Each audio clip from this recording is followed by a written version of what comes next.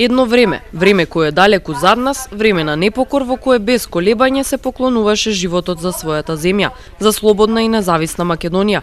Еден таков непокор е февруарскиот поход. Денеска боречката организација од Гостивар ги одбележа 70 години од овој настан. Зашто поголемо самостојување на народно-слободителната борба? Главниот штаб на Народно-слободителната војска планирал пробив на борбените единици од реонот на планината Кожув и Егејска Македонија, каде што престојувале зимата 1943-1944 година.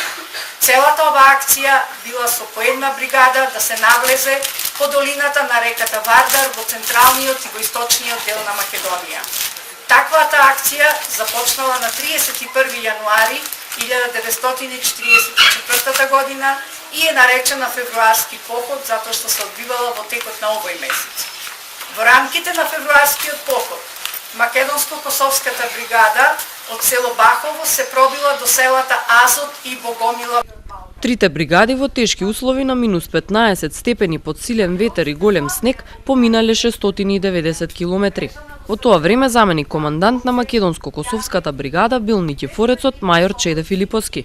Покрај него имало уште 40 гостиварци. Во нерамноправната борба со бугарските сили животот го загубиле Васил Василевски, Слободан Пеповски, Борче Велјановски и народниот херој Злате Малаковски, на кого борците од Гостивар минатата недела му се поклонија на вечното почивалиште во Прилеп.